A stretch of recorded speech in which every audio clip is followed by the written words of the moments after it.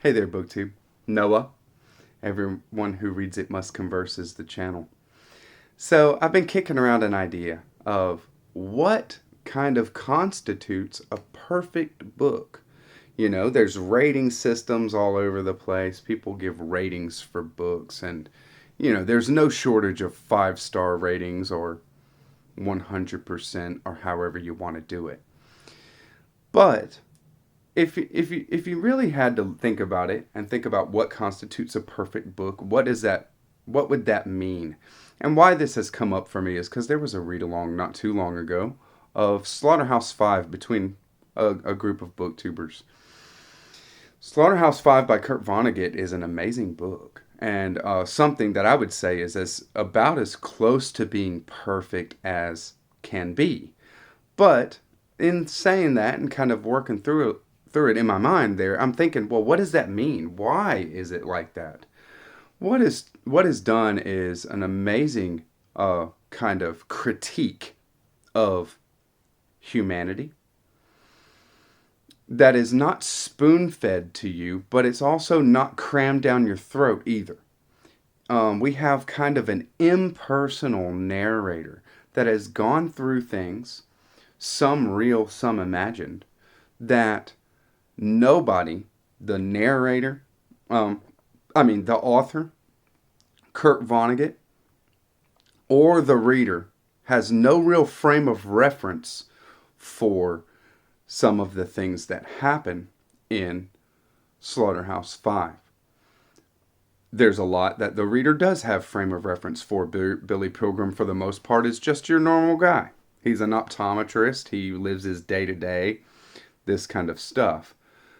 And there's a lot that is very, very strange about the book. There's also war, the firebombing of Dresden, which Kurt Vonnegut himself does have experience with, but also, alien abduction, the Tralfamadorians, that, nobody has. So when it comes down to it, there's this kind of reality, a critique of humanity, talking about very real, everyday people, how they deal with life. Life at its worst, humanity at its worst, which is, what you could say about war, right? So how do you do something like that? How do you really effectively confront an issue like that in a 200-page book? It's very amazing. It is an amazing thing. But it got me thinking, what constitutes a perfect book? So, I was thinking about it, and I'm going to give you 5 of books that I think are perfect, and the reasons, because they're all very different. There's different reasons why a book may get to this level of being like a perfect book. And of course, this is subjective. So I'd love to hear your thoughts. And also, if there's a book that is really, you think is perfect by any of these criteria, please leave it in the comments. So the first book I grabbed is To Kill a Mockingbird by Harper Lee. Why is this a perfect book? I mean, there is a single jut of truth and an aim that the author is trying to get over, and does it over the course of this novel very, very effectively.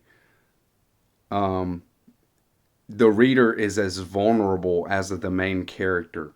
We're put into a very vulnerable place. We're in the mind of a child, Scout, and the perception, the perspective of a child who, has very little control over the situation that she's in, right? But she is a kid, and she's free to be a kid and do her thing. But her father is in the midst of something very, very serious. And she's trying to understand that. And she has her own kid things going on too, as well. What is done in the book is very, very effectively done. And by the time that we get there, by the time you get to the end of it, I'm sure everybody pretty much knows this book. But if you don't, you owe it to yourself to read it. If you've just seen the movie, you owe it to yourself to read the book. It is as close to a perfect book as there could be, I think, for sure. Another that is a perfect book is a recent read for me, and it is As I Lay Dying by William Faulkner. The story is straightforward. What happens is straightforward. How it's told is very amazing. And how it's told is very unique. Every chapter from the perspective of one of the characters that is in the narrative. I mean, from their mind. You're hearing their internal thoughts as they go through the happenings, which is taking their mother, who has just recently died, to be buried. It is horrific. It is hilarious. It is deeply perceptive. And it is one of the most amazing experiences of my reading life. And here we're seeing a theme, at least with the first two, that a perfect book is a short book, right? A perfect book doesn't have a lot of extra, all the fat is trimmed off. All the extra stuff is shaved off. And there is just the essence of what the author is trying to do. And it can be complex. As I Lay Dying is not simple. It's not a simply told story. Neither is Slaughterhouse 5, and really neither is To Kill a Mockingbird, but it is a little bit more straightforwardly told than the other two. But the issues at hand are complex, and the author stays with just a single-minded focus. Even if as a reader you're not seeing how it all kind of coalesces until you get to the climax or the end or something like that. One that I wanted to bring up that is actually one of the greatest sci-fi books that I've ever read, probably the greatest, a perfect story of first contact, is The Mote in God's Eye by Larry Niven and Jerry Pournelle.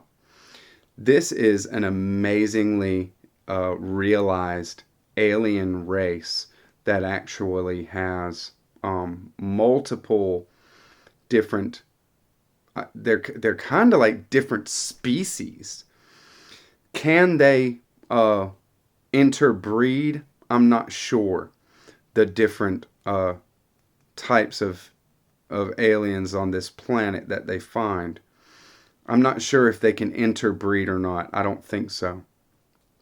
But there's like 4 or 5 different types of intelligent and semi-intelligent aliens that live on this planet, and they have a complete society. They have lived for thousands and thousands and thousands of years on this planet. Tens of thousands, maybe hundreds of thousands, like human beings, right? So there is a fully realized world, a fully realized society of aliens that have their own problems and everything, and how humans and these aliens interact and deal with each other is so interesting. It is beyond belief. It is so well done.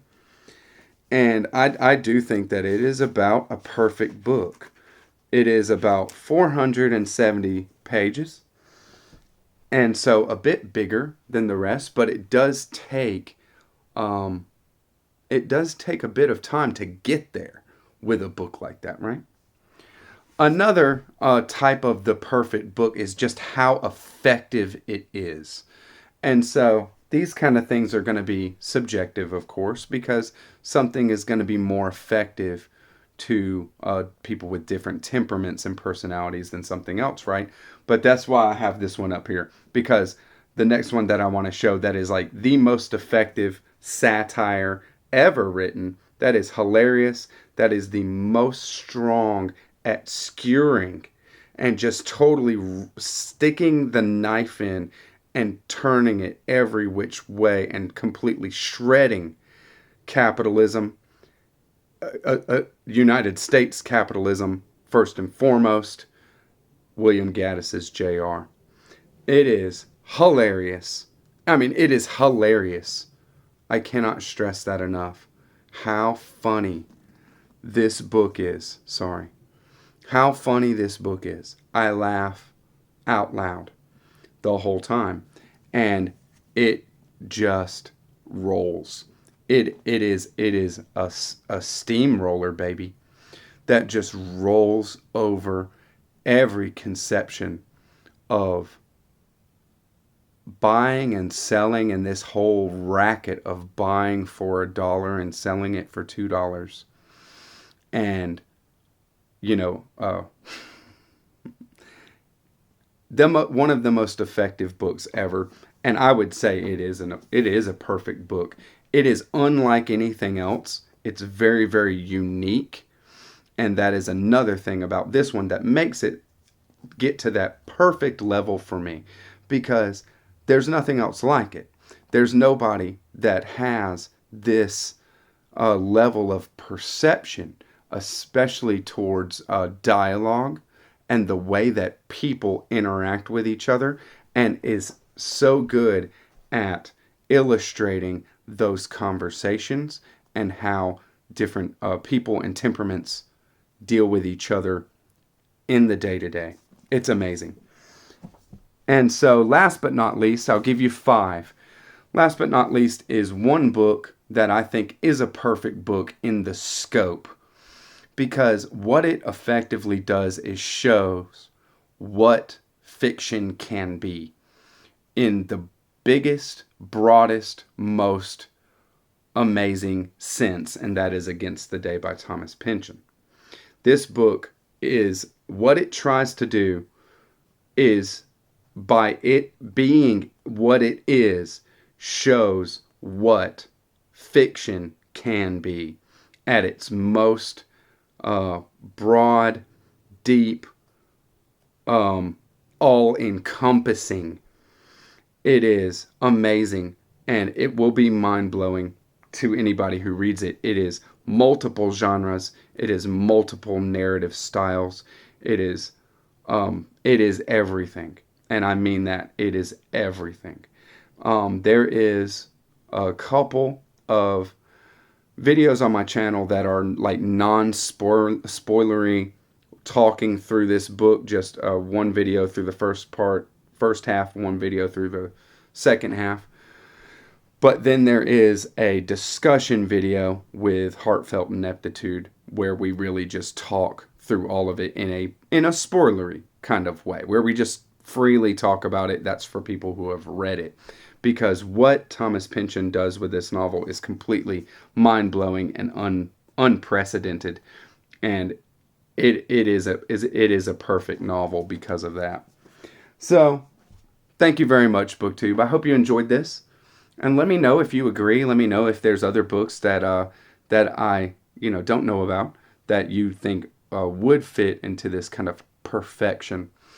A book that is completely couldn't be any better at what it's doing, and a book that surpasses 99% or more of all the other writing out there. Thank you very much. Catch you on the next one. Bye-bye.